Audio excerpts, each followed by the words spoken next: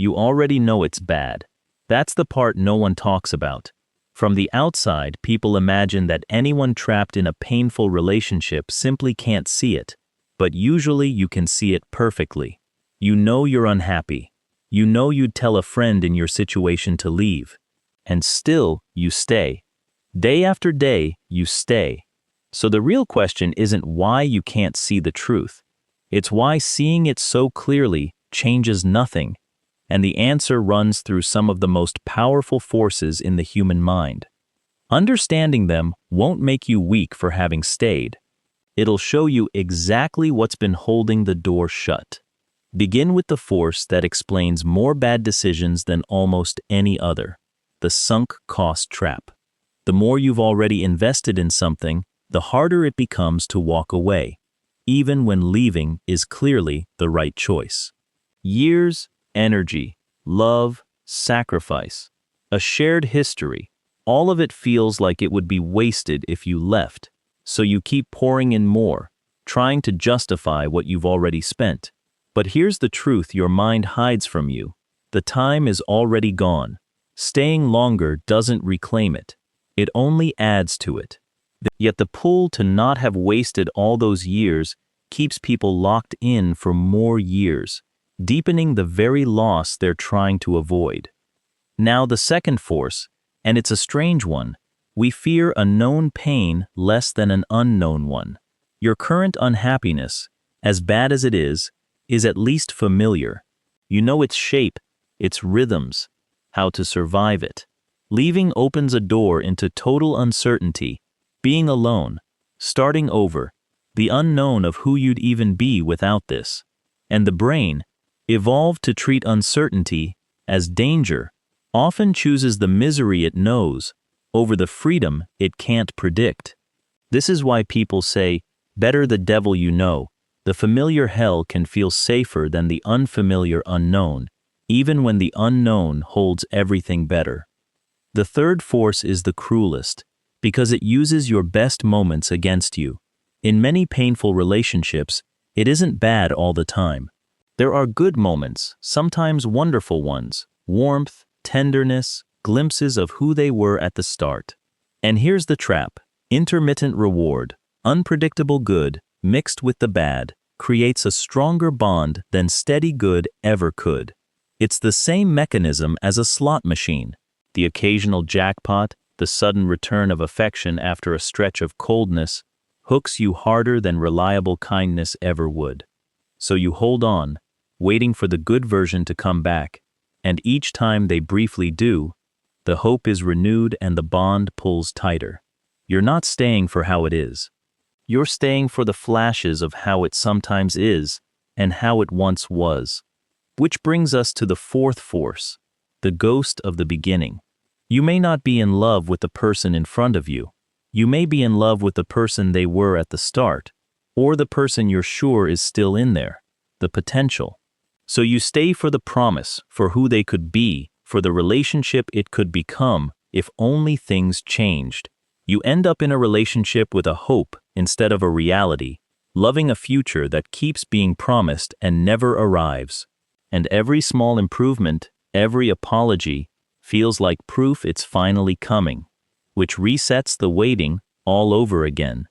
There's a fifth force, quieter and more corrosive: what a long bad relationship does to your sense of yourself.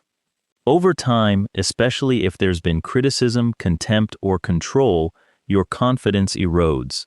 You start to believe you couldn't do better, that the problems are your fault, that no one else would want you, that you're lucky to have anyone at all. And this is the terrible logic of it. The very relationship that's hurting you convinces you that you're not capable of leaving it or surviving on your own.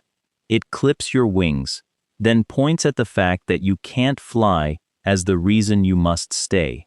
The lower your sense of worth sinks, the more impossible leaving feels, precisely when leaving matters most. Then there are the walls made of real life, and we shouldn't pretend they're small. Money, children, a shared home, family, faith, the sheer logistics of untangling two lives. These are genuine, and for some they're immense. But notice how the mind uses them. Often the practical reasons multiply and grow louder exactly when the emotional reasons to leave get stronger, because part of you is searching for permission to stay. The obstacles are real, and sometimes they're also a shield against the terrifying question of whether you would leave if you could. And underneath all of it runs the deepest fear of all: being alone. For many people, a painful connection still feels less frightening than no connection. We're wired to bond, to belong, and the prospect of solitude can feel like a kind of death. So a bad we is chosen over a lonely I. But here is the quiet truth: almost everyone who leaves eventually discovers the loneliest place in the world is not being alone. It's being with someone who makes you feel unseen, unwanted, or unsafe.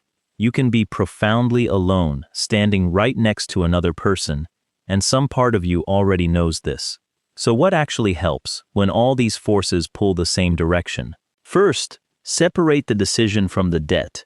What you've already invested is gone whether you stay or go. It is not a reason to give more.